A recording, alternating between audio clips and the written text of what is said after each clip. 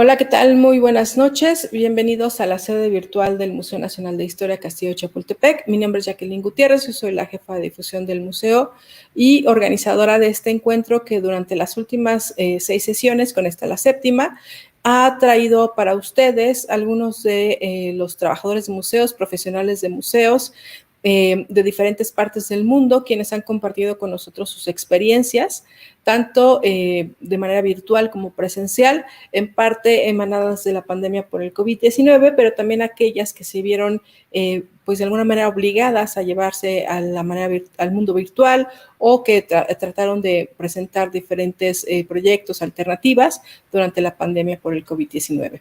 El día de hoy cerramos con una muy interesante charla con otro caso de éxito que fue muy interesante tanto ver como escuchar en esta pandemia, que habla de Cócteles con un curador, la colección Frick durante y después de la pandemia. Nos acompaña para ello Giulio Dalvit, quien trabaja en la Frick Collection. Él es curador asistente de escultura de la colección Frick de Nueva York. Entre el 2020 y 2021 trabajó como curador invitado en el proyecto Frick Madison, centrándose en la exhibición de la colección de esculturas y medallas de Frick en el edificio Brauer. Anteriormente fue profesor asociado en el Instituto de Arte Cortland, donde también estudió su doctorado. Su investigación ha sido publicada en catálogos, libros, revistas académicas como The Burlington Magazine, Art History and the Journal of Warburg and Cortland Institute, entre otras. Giulio ha recibido numerosas becas y ocupado varios puestos de becarios, conferencias e investigación en el Museo Paul di Pezzoli de Milán, en el tengo un poco de problema para pronunciarlo, pero bueno, Constrict Stories Institute de Florencia, the University College of London y la Universidad de Ámsterdam. En el Frick comisarió Preparazione Giuseppe Pernone en Sebres y de Everyland Gift con Aimee Nan, ¿es correcto? Javier F. Salomón. Estoy completamente mal pronunciando todos los nombres, pero bueno.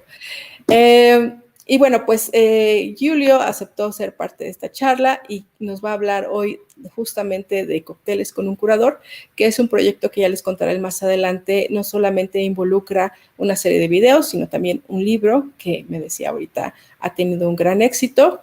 Como siempre, les agradecemos su presencia. De verdad ha sido muy importante tenerlos a ustedes en esta serie de charlas. Me quiero disculpar de antemano porque en esta ocasión desafortunadamente no pudimos conseguir un traductor para esta charla. Sin embargo, en los banners yo estaré tratando de tratar de traducir un poco de la charla, de lo que se está platicando.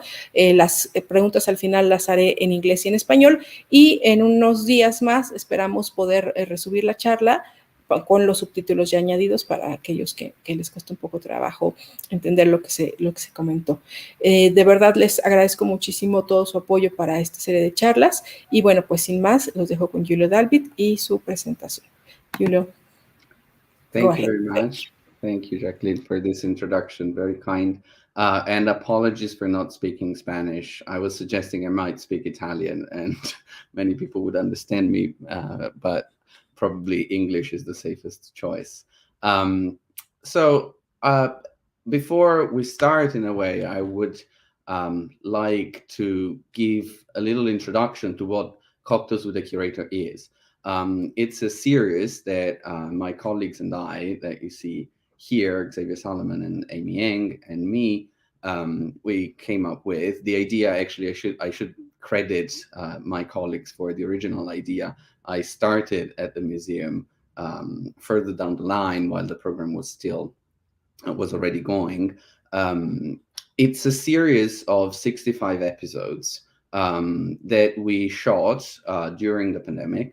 Once a week, every Friday at 5 p.m., we would start streaming an episode on one object in the collection. So they were monographic, in a way, episodes centered on one single piece. They would last around 15, maximum 20 minutes, addressing this one work with very plain language, in a way, accessible to everybody, telling the story of the work, the story of the way it came to the collection, and drawing connections, in a way, with similar objects from all over the world. The idea, the name also, Cocktails with a Curator, comes from the fact that every work was paired with a cocktail, for which we would give the recipe during the episode, and which sort of we explained why we thought could work quite well in a way with what we were talking about. There was very minimal editing. There was no script that we were following. We were talking off the cuff in a way, like I'm doing tonight. We just had some bullet points in front of us. So it was quite difficult in a way, getting to that point where you talk for 20 minutes about something which without requiring a lot of editing. There was no music. The camera was fixed on us. It was our laptop camera. We had a microphone, and we were recording what we were saying for 15 minutes, steady on with the camera. So it was also, in a way, doable on a weekly basis for our media team to keep up in a way with the recording of the episodes. It was, in fact, Cocktails was part of a threefold web series that we thought about. One was Cocktails with the Curators. The other one was Travels with the Curator, and it was a parallel series that existed for a much shorter period of time, where we would take, in a way, our public on a journey with us, starting with one object, and usually going to the origin, in a way, of that object, and creating, in a way, as if we were traveling together to the place where something originated and where a history could be told about the object. The other series was called Frick 5, and it was a series of talks with other curators from all over the world in other institutions, and it was 5 sort of very simple but and fun questions that were asked by one of the curators at the Frick to colleagues around the world. This was actually a series that lasted much less than the other 2. So to give you a bit of context about the museum we are talking about and the time frame when this happened, the Frick collection, as many of you probably know, is one of the main museums in New York on Manhattan Island. It's a collection of old masters from the 13th to the 19th century. And the moment, in a way, when we were working on, when we started doing Cocktails, was also a particular moment for the institution, because we were moving from this Gilded Age mansion that was built in the early 20th century by Henry Clay Frick, hence our name, on Fifth Avenue in New York. From this Gilded Age mansion that you see here, these are some of the most famous rooms in the house, the so-called Fragonard Room, and here the West Gallery, celebrated in all guidebooks to New York City. We were moving to a very different kind of building, as you can see, what used to be the Whitney Museum on Madison Avenue, built by Marcel Breuer in 1966. One of the masterpieces of brutalist architecture. So in a way, a building as historical, but a very different one that we decided to sort of decorate and to display, where we decided to display our works in a very different way.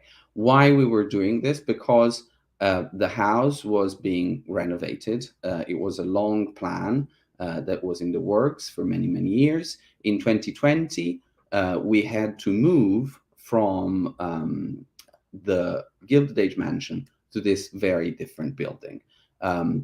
The atmosphere in which we displayed the collection was very different. We decided to strip all the decoration and to embrace the very minimalist, brutalist setting of what we call Frick Madison now, where we moved in March of 2021.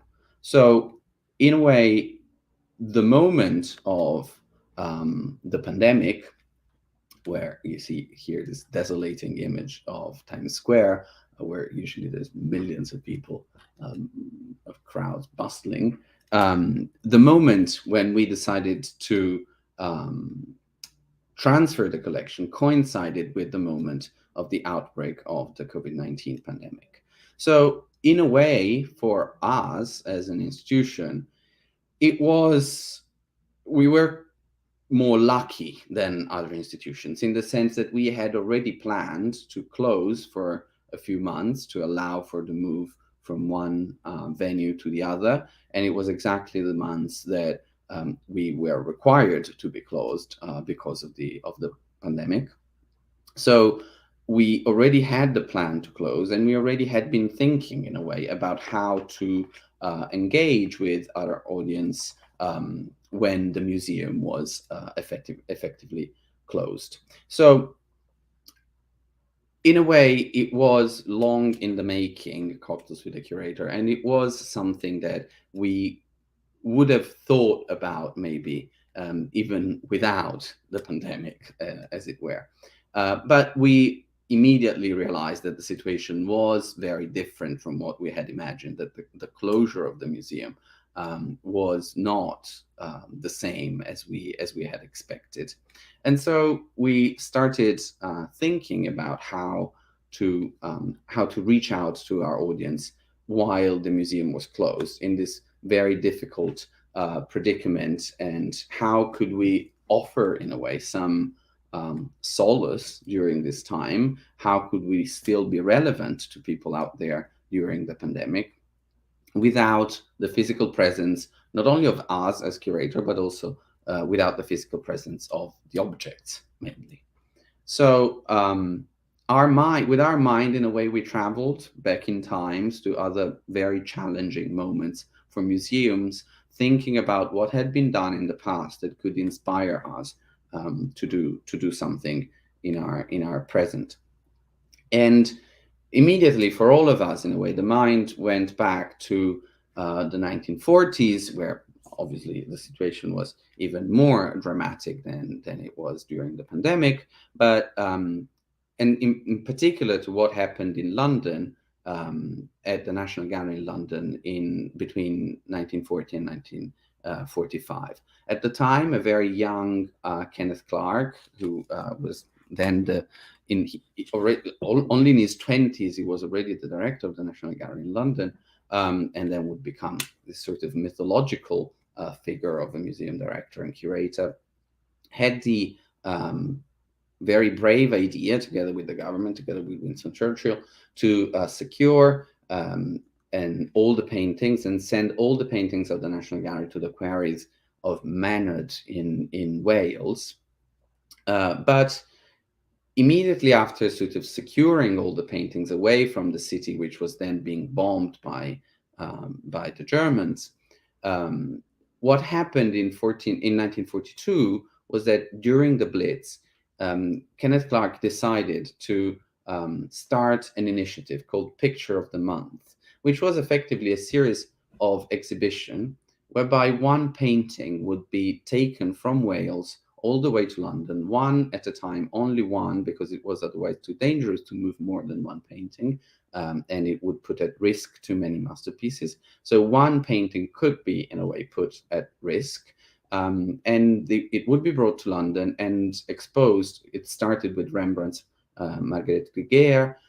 It could be exposed to the public for a period of a month, and people would flock to the museum at the risk of their own lives, because bombs were being dropped over London. But people would stand in a queue outside the National Gallery in this sort of heroic and gesture of appreciating art at this especially challenging times.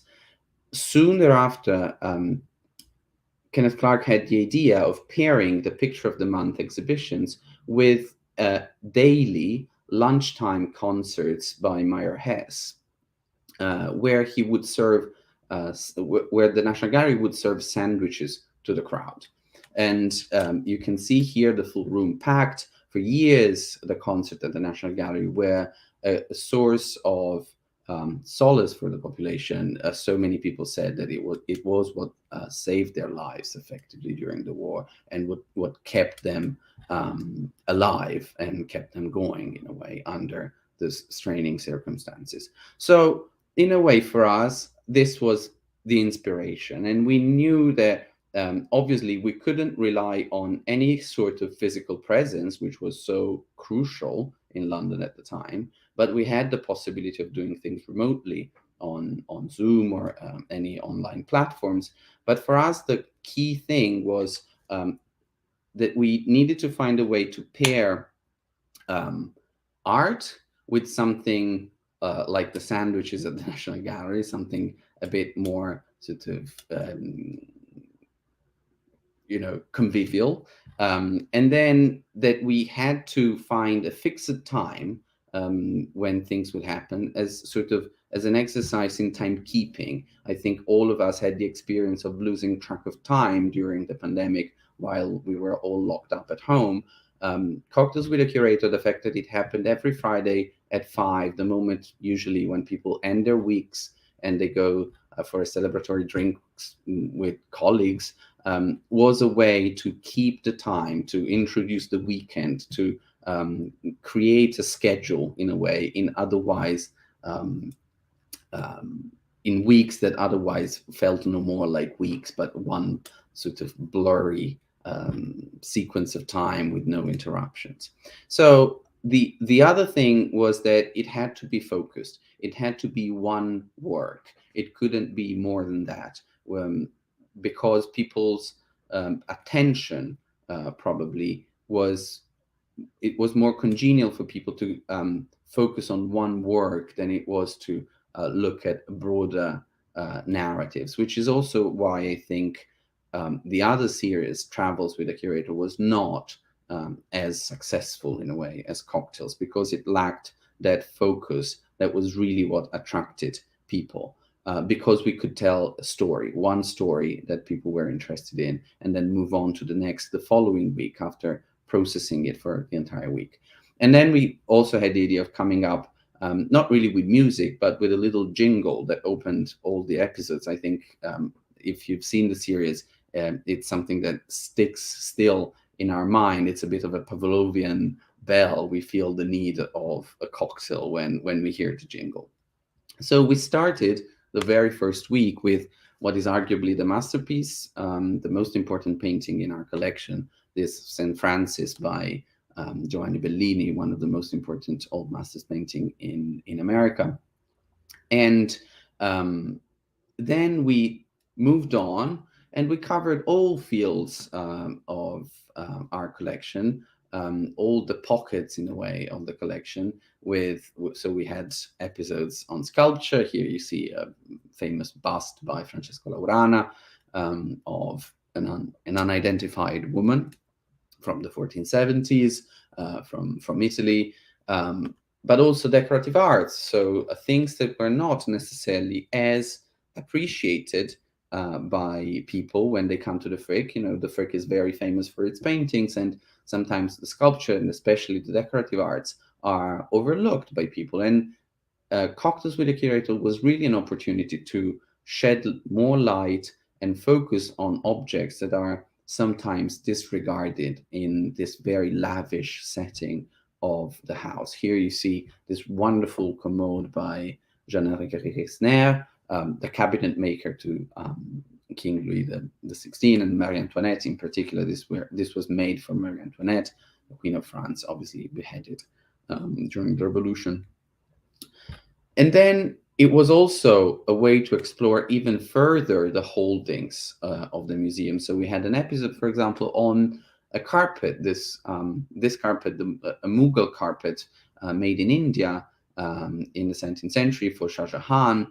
It's an incredibly important piece that is usually always in storage. So it was also an opportunity for us to talk about drawings or carpets like this, objects that usually are off view for the public. So the public could get to know sides of the collection that are not normally accessible.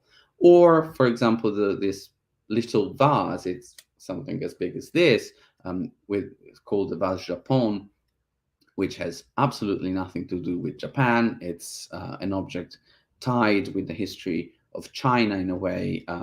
It was made in Sèvres in France as a commission from the king, as a gift for the Emperor of China, and it might very well be one of the very, very few survivals from the fire instigated by the British during the Opium Wars of the Summer Palace, which is where the Emperor of China kept all the gifts from Europe, which very aptly was destroyed by the Europeans during the Opium Wars.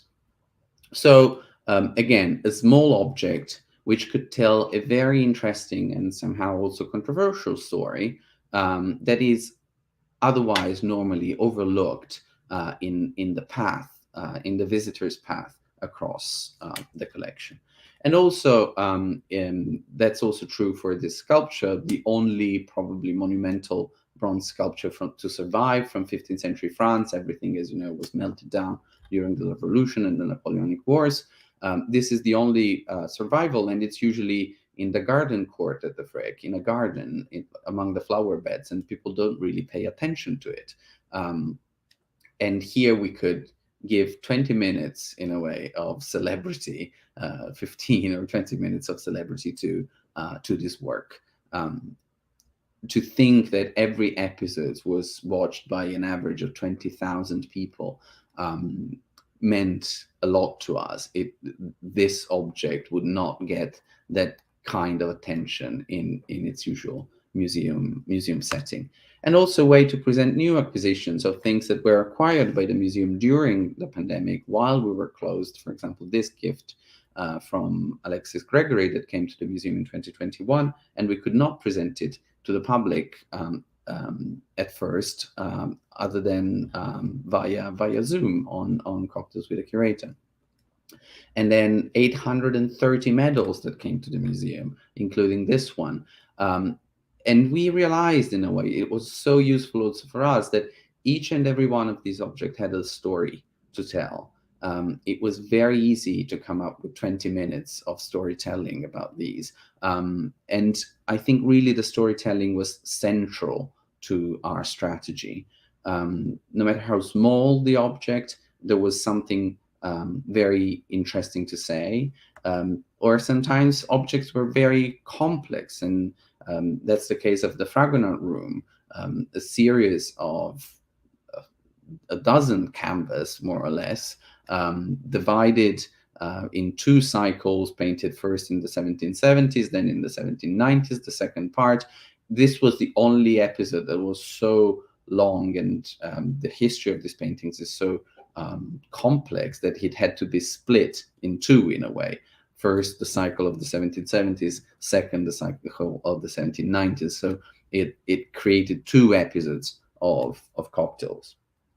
And in a way, from that point of view, the most challenging object that we addressed during the series was this the still life that we used as the cover image for the program by Chardin, because what is the story that you tell about a still life?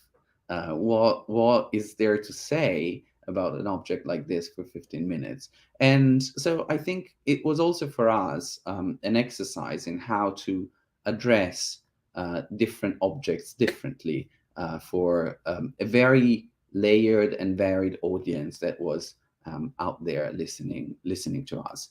And in a way, we wanted also to surprise them somehow with objects that were not maybe what they expected. It could a little coin or a little object that they might have completely overlooked in porcelain on a little shelf in the museum.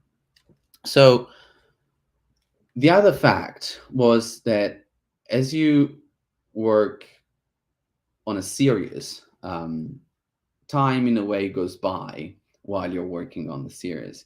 And especially during very challenging times, the world around us changes quite a lot while we're going on and on for 65 weeks, talking about works of art in the collection. And there are two possibilities in a way: either you ignore what's happening or you address it face on. And that was the case of the George Floyd killing in the US. Of course, you've heard about this.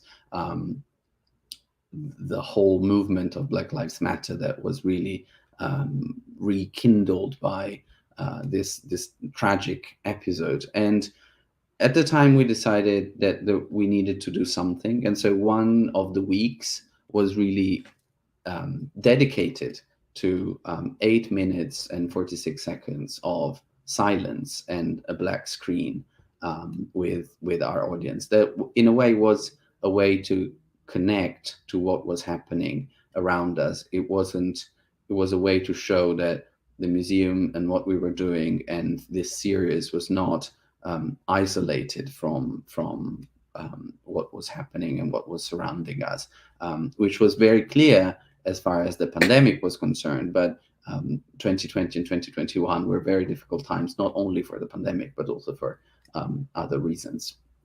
So it was also a way for us to address certain complexities at the heart of our collection. So I remember distinctly the episode that was done on this portrait bust of our founder, Henry Clay Frick, who's a very controversial figure in American history. He was a so-called robber baron, a famous industrialist, but also a strikebreaker, someone who might have had a responsibility in the killing of many people during strikes at his plants in Pittsburgh, where he supplied coke for the steel industry. This was an occasion of reckoning in a way, and a way for us. Normally, this bust is just a presence in the whole of the museum, and it's not something we talk about really with our public. And it was an occasion to rethink about the history of the institution, to rethink about how we wanted to position ourselves and position our founder in a way in the future of our institution at this particular time of change, while we were moving to a new location, while we were thinking about how to go back to our historic house. So another way, I think it was very interesting also for us to think about how the new series dovetailed quite well with the new display. So this very focused monographic series worked very well with the new display in the Frick magazine that is really centered around key pieces. It's an exhibition of masterpieces from the collection. Effectively, it's not. It doesn't even attempt to display all that was in the house. It's a selection. It's a more focused project, and in a way, it works very well with Cocktails. And Cocktails, I think, informed the way we thought about the display in a way, but definitely informed the way people have come to experience the museum. So these 2 years have become a moment when people, also thanks to Cocktail, which people can play also on the audio guide of the museum on their phones, how people can experience our museums on a one-on-one basis with the artworks, more than experiencing the setting that is peculiar to the house in a way. Frick Madison is about an intimate connection with each and every one of the objects. Maybe you come in, you see 3 paintings, and you leave because you spent 20 minutes in the company of each of them. And in a way that's a fulfilling enough visitor experience. At some point, it became clear for us that we would turn the series into a book. And that also meant that we had to put an end to the series, that we had to come up with a number of episodes. The book cannot be endless. The web series could continue, not forever, because the holdings of the museum are not endless, but it could continue for much, much longer. And instead, the book had to sort of sit within a certain format. And so we decided that we would reach 65 episodes and then we would stop. Obviously, it came at a price, and we couldn't talk about some key masterpieces of the museum that I've put here for you. The Titian Man in a Red Hat, one of the most celebrated paintings in the collection. The famous Renoir, Degas, Duccio, Franz Hals, the Boucher room, an entire room that was entirely overlooked in a way in the series of Cocktails with the Curator. So the book, the size of the program came with its exclusions, which is, I guess, inevitable. And also the text in the book were shortened, they were edited, they kept the same tone of voice, the same direct address to the viewer, to the audience, but there was much more editing involved, and they were sort of shortened into something sweet and short that could be read while preparing a cocktail for an evening with friends. And the other major change, in a way, for the book project was that we sought the collaboration of an artist, Luis Serrano, who lives in Italy, but he's of Spanish origins, who worked on these beautiful drawings of details after each and every one of the 65 works we discussed. So this is just to give you a sense of Luis's work outside of the series of drawings that he made for us. This is a series of beds and sofas that he made some years ago. In a little box that you see in the red, sort of surrounded by red lines, we gave the recipe for the cocktail, which otherwise we would say aloud during the episodes, and would be in the little box on YouTube underneath the episode. And we would, in italics underneath, explain why we thought that the cocktails was a good pairing, in a way, with the work of art we were discussing. The reasons could be very different. It could be because there was a particular connection, for example, in this case, the Laurana bust. Francesco Laurana was an artist who was, we say, Italian today, but effectively he was born on a little island, Vrana. So the Laurana is de la Vrana, actually. And Vrana is a small island in what is today Croatia. And so I came up with the idea of pairing the bust with a cocktail, a Dalmatian, as an homage, in a way, to the origins of the sculptor. A wonderfully strong cocktail with some black pepper syrup in it, which was really a wonderful concoction. Or, for example, in this case, one of our Whistlers, we have a large collection of Whistler paintings. It was one of the obsessions of Henry Clay Frick. The Whistler was paired with a sake highball as a way to indicate to our public that Whistler was very passionate and very fond of Japan. He is part of the movement known as Japonism, and he was very attentive, especially in this particular portrait that he made of Mrs. Leland. He was very attentive to Japanese prints from the 18th century, especially. But in a way, I think it's useful to think about the very first pairing of a cocktail with one of our paintings. The painting is the one I showed you before, the St. Francis in the Desert by Giovanni Bellini, one really of the masterpieces of the Italian Renaissance in the United States. And, Giovanni Bellini, there's a cocktail which is called a Bellini. So in a way, the most obvious pairing would have been Giovanni Bellini with a Bellini. In fact, we wanted to create a different kind of pairing. We went for Manhattan to sort of make the contradiction explode of this wonderful Italian altarpiece that all of a sudden finds itself on Manhattan, and it's a painting about light. We are now showing it in a wonderful room in the Breuer building with a window next to it, and there's the sun, the sunlight of Manhattan pouring through the window.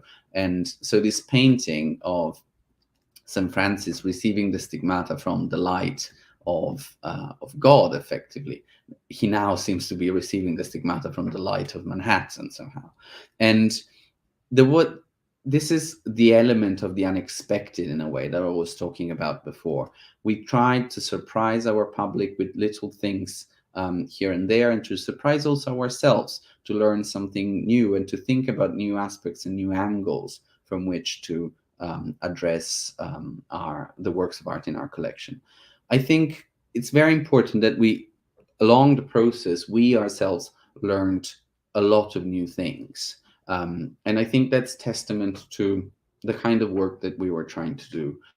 20 minutes of off-the-cuff talk about an object can only come with substantial research on every single one of these objects. So it was a very intense program to work on for us. It required a lot of time. For each and every one of the episodes, we studied hours and hours and hours. We went through all our curatorial files. Our assistants at the museum scanned for us, because so many people were actually allowed on site, scanned for us all the curatorial files. We went through them. We went long ways to find the necessary books during the pandemic to study the paintings we were working on. And we discovered new things about our own collection that we didn't know before. There was always new research involved. We were always opening up, in a way, a cold case that had been there for a long time. And now lots of new ideas for exhibitions for the future years at the Frick actually have originated during the period of the preparation of Cocktails. And we also, because we brought these paintings and these works to the attention of the public, we got amazing responses from the public, also from the specialist public. Professors from all over the world were following the series and were emailing us afterwards with sometimes small corrections, sometimes references or additions to what we were saying that we didn't know about, or snippets, in a way, of the history of these works that were completely unknown to us. So I think that's the beauty also of this series, is that it worked on so many different levels, and it was enjoyable, and that's something we always try to do at the Frick, as much by the very general public, not necessarily educated in art history, as it is from the very specialist audience of museum curators or university professor and academics in general. So it was a learning experience. It was a learning experience for the public. Also, I think that we were very lucky because there was the time and the space for the public during the pandemic for this learning experience. There was, I think, a desire, a strive towards learning. We felt that we were locked at home, and we were in many ways saving a lot of our time. We had more time on our hands, and we didn't necessarily know what to do with it. And we wanted to learn new things. It could be about cooking and baking, or it could be about works of art in museums. And I think we addressed that, and it was important that we drew a line at some point, and we decided that once we could go back to in-person meetings with people and we could reopen the museum, we would continue for a while with the series. But then there was a moment when it became very clear that we couldn't go on anymore. And if we wanted to end in glory, in a way, we had to stop, because time had changed and people had gone back to their lives, and the way this museum has a space in our everyday lives had changed quite dramatically. It was an occasion for us, I think, to build a new audience, an audience that was trans-generational. We had people in their 90s watching the series as much as people in their teenagers, who would connect on the chat live. They would talk to each other. It created a small, not so small, a community of people. More than almost 2 million people watched these episodes overall, which is an astonishing result. And the audience was not only transgenerational, it was transnational. It spanned the entire globe effectively. And so we created an audience also of people who now, from Europe, from Africa, Asia, South America, want to come to the museum to see some of the works they've grown so fond of. And as a tribute, in a way, encapsulating all this, yesterday, I was telling Jacqueline before, we had an event, a book signing event for the Cócteles with the Curator book. And we thought that 30, 40 people would show up, which is what usually the sort of the numbers we are used to in small institutions like ours when we present a book. And instead, 400 people came to have their books signed on a chilly New York Wednesday night.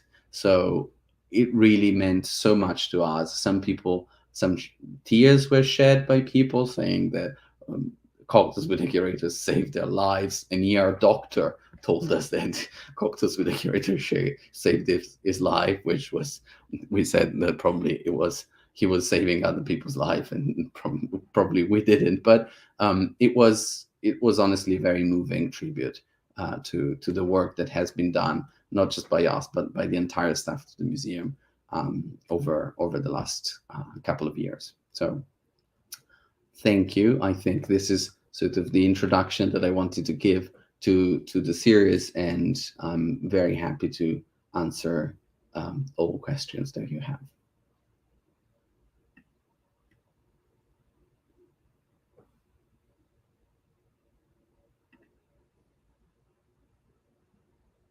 Thank you, Giulio. I think it's very, very interesting that you have started something that tried to communicate the collection in a very direct way, and at the end you get to have a product that was very important for a lot of people, that became another product, and that somehow started also a new way to see your collection. Yes. Which I think it's amazing.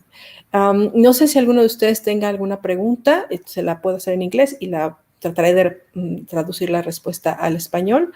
Me parecería muy interesante que, pues escuchar sus comentarios con Giulio, que aceptó hacer esta charla en vivo, a pesar de que, como él acaba de comentar hace un momento, ayer se presentó el libro que sale de esta serie Cócteles con un curador, y que fue una presentación para la cual el museo se preparó muchísimo, porque pues representó el fin o el producto final de una serie que comenzó durante la pandemia, pero que se tradujo en un libro que además ha sido pues muy, muy famoso y que ha tenido grandes ventas. Me está preguntando Cecilia Chávez, la asistencia, está ya el formato de asistencia en los comentarios si lo quieren ver. No sé si tengan alguna pregunta. Bueno, yo sí voy a hacer alguna. Básicamente le quiero preguntar a Giulio cómo fue esta idea de adaptar el lenguaje que normalmente los curadores o aquellos que trabajan como investigadores en el museo siempre tienen un tipo de lenguaje mucho más académico, mucho más técnico. ¿Cómo fue el reto de adaptarlo a un lenguaje mucho más específico para un público en especial? Giulio, how was the challenge? Yeah, I've understood. So if you want, I think we always try to use at the Frick a language that is accessible to the widest possible public. I think it should be part of a curator's also education in a way, to be able to address different publics, also with different media. So if a curator is writing a scholarly article, obviously for the Burlington magazine, he's going to address his audience in a certain way. if we are publishing, we have a little series of books that are sort of similar to Cocktails in a way, and where I should have mentioned this, that were important in a way in thinking about Cocktails. It's a series of monographic booklets, which are called diptychs because they are divided in two. And one half is a contemporary artist of any kind. It can be a novelist, it can be a visual artist, it can be a film director, musician, sort of focusing on one single work in the collection, and reacting to it in some way or another. It can be music written by a composer, it can be drawings inspired by the work, and the other half is the curator writing a monographic essay on the work. And that particular those particular diptychs, I think, set an example for us of the kind of language we wanted to use. The diptychs, I think, are full of new discoveries about the works, which are made available to the scholarly community. But at the same time, it's something we sell in the shop, and it's very, very successful among our audience because they are books that you can read over 1 or 2 days. You can flip through them, they're beautifully illustrated, and the public can read the essay, and we have to sort of strike the right language that is not too academic, and it's not, I think, something that sometimes happens in museums is that you see that the public is treated, in a way, the language is a bit dumbing towards the public and it's oversimplifying things. I think we work with incredibly complex objects, sometimes with a very layered and complex history, sometimes with controversial histories. And I think we need to accommodate for this complexity with a language that is accessible to the public. And the two things are not contradictory. I think centuries of scholarly tradition have sort of accustomed us to the idea that simplicity is the opposite of sort of intellectual thinking. I think one of the good things about the English language is that that's never been really true. And when you can say something clearly, you are contributing to the advancement of thinking in a way. So I think it's important to say things clearly, to say things in a way that is accessible to the public, even if they are immensely complicated. The effort should be to make it simple, without making it stupid. Bueno, Giulio está contando que siempre ha habido un interés por parte de los curadores de hacer su colección accesible para el público, de hacerla clara, comprensible. Nos cuenta que hay una serie de dípticos que tienen en el museo, que es una serie que ha sido ya también muy famosa, en la que se hace un estudio monográfico de una pieza en particular, hecha por un curador del FRIC, y pues ya tienen como este ejemplo de cómo escribir o cómo trasladar esta información al público de manera clara. También cuenta él, bueno, para él es importante que aunque los temas de los que tratan, que son muy complejos, en algunos casos incluso controversiales, esto no significa que no se pueda hablar de ellos y que no se pueda hacerlo de manera clara. Dice, bueno, pues que en algunos casos los museos tienden a hacer, sobresimplificar las cosas de las que hablan, ¿no? Pero para él es importante, bueno, tomar en cuenta al lector, la complejidad del tema, lo controversial que puede ser el tema, pero al mismo tiempo hacerlo de manera clara y simple para que el público pueda entender. También, bueno, nos están preguntando, quisiera saber qué hicieron en su campaña de comunicación para dar a conocer esta innovadora idea en el museo. Está súper interesante y creo que el público le encantó. Gracias. I'm going to translate. I would like to know how or what you do in your communication campaign to present this idea to the public at the museum. Nale Bassan thinks that it's very interesting and that the public received it very well. You mean this idea, the idea of Cócteles with the collectors, yes. So there was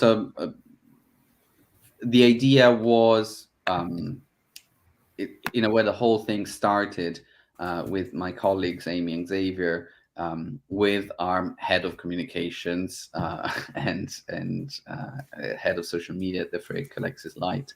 And the idea was really to proceed in parallel, so that the social media presence of the museum over the months of Cocktail would in a way pivot really around this initiative, which was central to our social media strategy. So we really bombarded our public with this series. It was also, I think, quite on social media, the fact that we had this constant presence at Friday at 5 p.m. is something that people at some point started registering and acknowledging. So it went from, look, this series exists, to don't forget, this Friday there's the new episode coming out.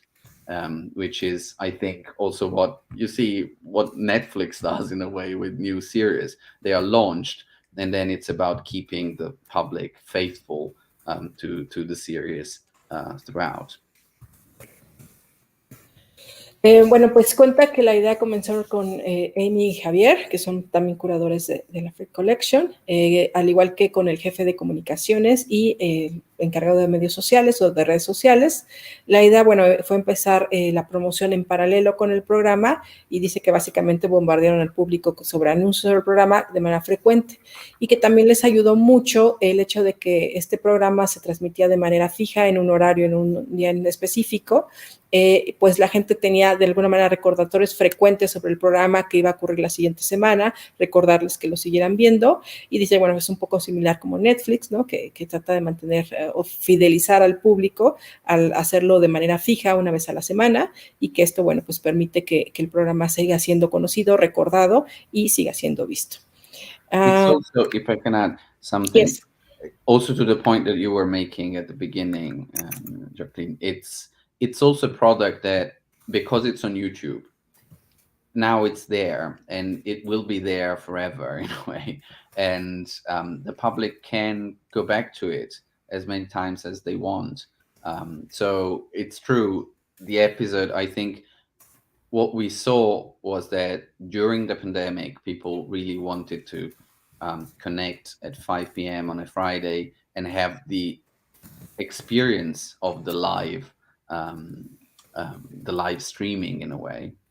But later on, people would go back to the old episodes, so people would start the series from the beginning later on, and sort of maybe binge watched like 5 episodes over a day, and then move on to something new or to the latest. So now people can really use it the way they prefer.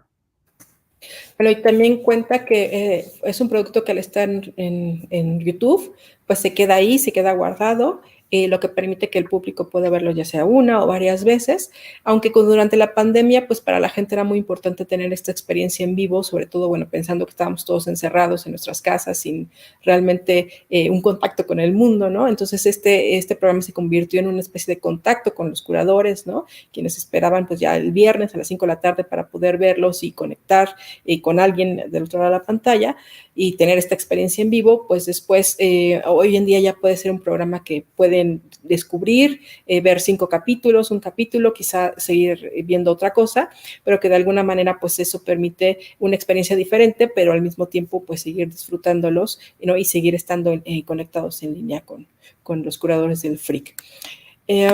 Natalia Loredo pregunta, ¿Are you planning to do anything similar in the future?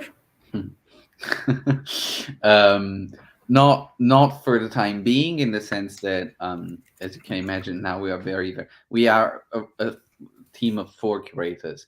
So it's a very small team, and there's a lot of work for the move back to the house and the dismantling of the current display and the new display when we go back. So there is a lot in the works, and new exhibitions coming up. So now, and a lot of in-person events that we do every week at the museum. So we are not we're not thinking about something similar. But I think it did change our approach also to in-person events. So now all our events are accessible both online, on Zoom, live, and so they are streamed online while they're happening in person at the museum, for example. So they are not grouped together into a series, but we are definitely making use as much as possible of the live streaming on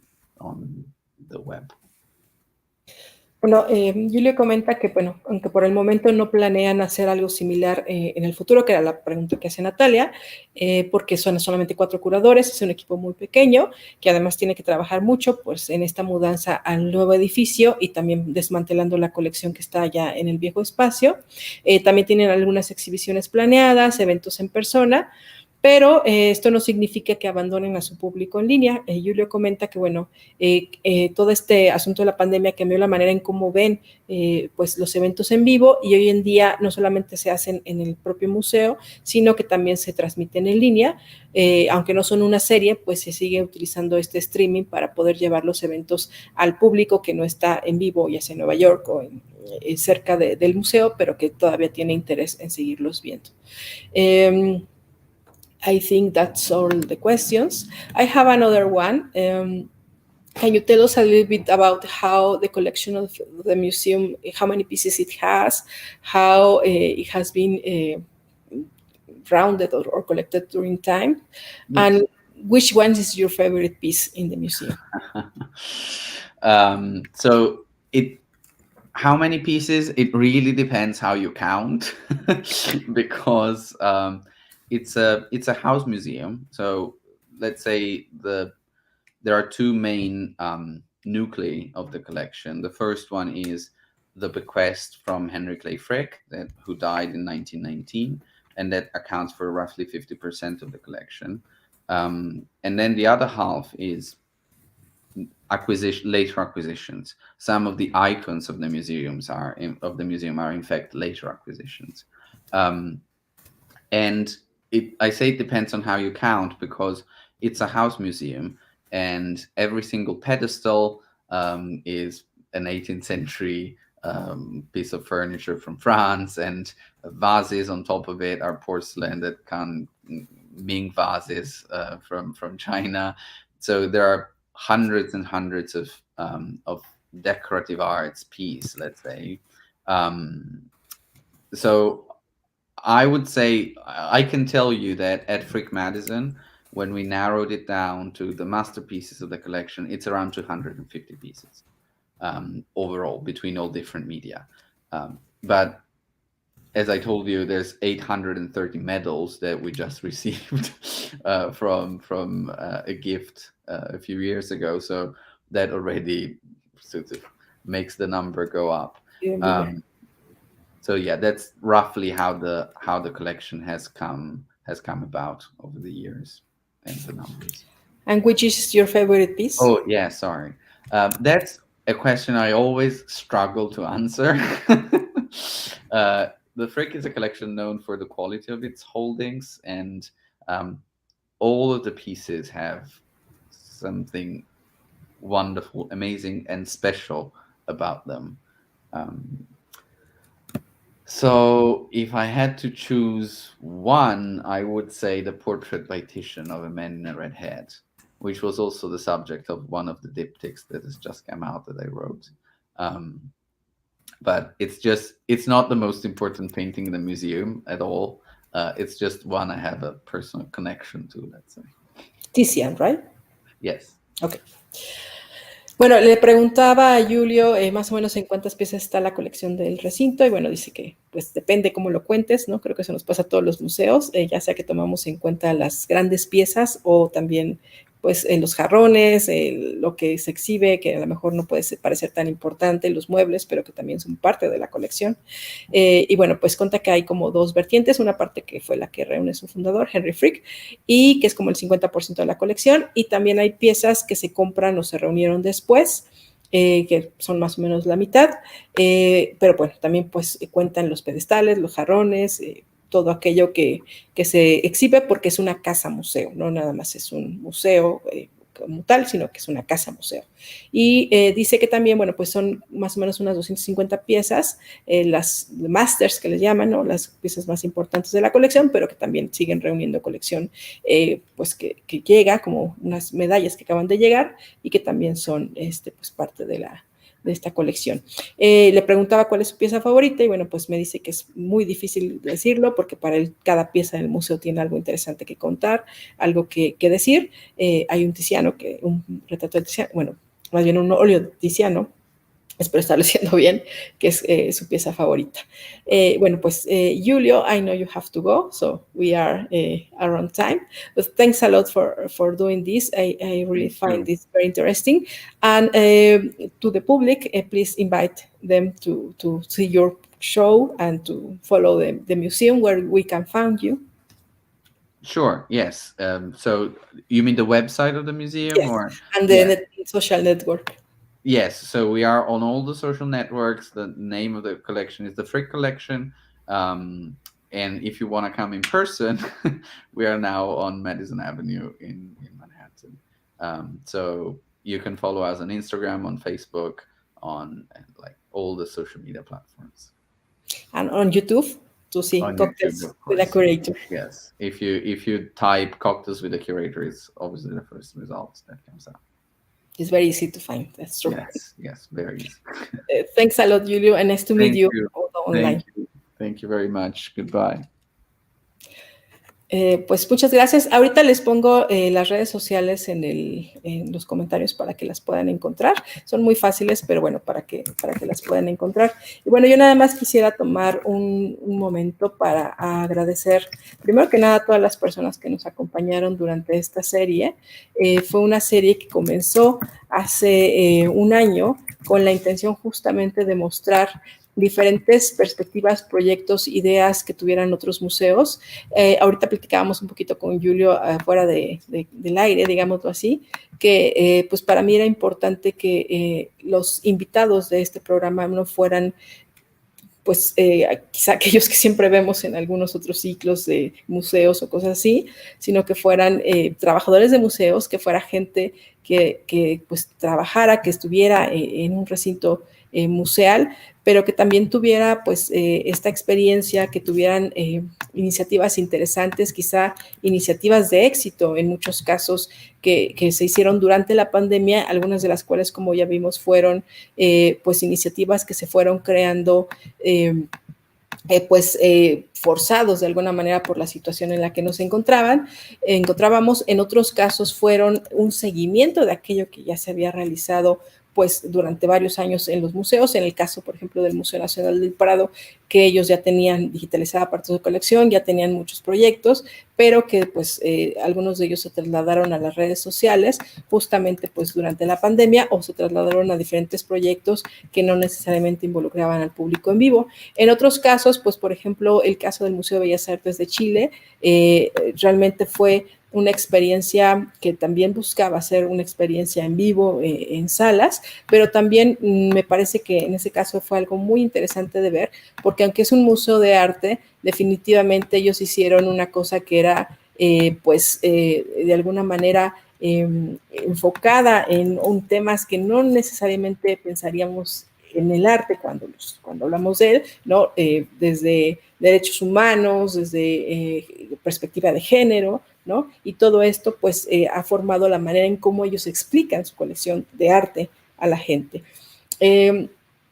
Creo que toda esta serie de charlas ha sido muy interesante también porque pues se platicaron los problemas o todo lo que no salió necesariamente bien, que en muchos casos nos pasó, o todo a lo que nos enfrentamos y que nos hizo dar cuenta de todo lo que nos faltaba de alguna manera pues al hacer en un museo. Para mí esta serie también fue muy, muy interesante porque pues bueno, pudimos aprender de museos de todo el mundo, desde España, los Países Bajos, México también, Chile, y creo que fue una serie que trajo diferentes perspectivas a lo que es la comunicación en el museo, que como yo les decía en el principio, para mí la comunicación no nada más es algo que se ve a través de redes sociales, también comunicas en cómo haces exposiciones, comunicas incluso en lo que no haces en tu museo, o cómo no recibes al público, o cómo recibes al público en el museo, ¿no? Entonces, justamente la idea de traer a todos estos expertos era comunicar desde diferentes perspectivas. No me quiero despedir sin antes dar a agradecer también a las personas que colaboraron. Esto no se los había comentado, pero este ciclo de comunicación en el museo fue hecho de manera totalmente gratuita y sin ningún peso. Todos los ponentes aceptaron de manera muy linda, muy amable, súper dispuestos a hacer esta charla realmente sin ninguna contribución. También, bueno, con el apoyo del subdirector administrativo del museo, Asgar Torres, quien pues nos ayudó con el pago de la traducción. Randy Rubio Huertas, quien estuvo detrás de toda esta iniciativa, desde proveer ideas, revisar todas las charlas, también fue pues participante con la primera charla de este ciclo, al historiador Salvador Rueda, director de este museo, que también pues nos apoyó muchísimo con todos estos esfuerzos detrás de cámaras que no se ven, pero pues que ahí estaban, y por supuesto pues a todo el equipo del Museo Nacional de Historia. Les agradezco a ustedes también el haber estado en este ciclo de charlas, esperamos que los puedan ver, los puedan seguir disfrutando, y también pues su opinión sobre qué les gustó, qué no les gustó, qué creen que pueden mejorar. Esta charla en YouTube la vamos a poner subtítulos en unos días para que la puedan ver por si tuvieran algún problema para entender algunas cosas, y también en Facebook quizá la volvamos a subir, o trataremos de ponerle los subtítulos. En aquellos que se inscribieron para las constancias de asistencia, les estaremos haciendo llegar un correo en los siguientes días, y durante diciembre, si todo sale bien, esperamos ya mandarles su constancia en línea. En caso de que nos atrasemos un poquito, les mandamos un correo también para que pues puedan verlo y saber que estamos trabajando en ello, no se preocupen. También les vamos a mandar por ahí alguna encuesta, nos ayudará mucho que los contestaran, pues para saber qué les pareció, opiniones, a lo mejor alguna pregunta que se les haya quedado en el tintero para alguno de nuestros ponentes. Y bueno, pues sin más, les agradecemos muchísimo a estas que nos han acompañado en este ciclo de charlas, y que tengan pues muy buenas noches.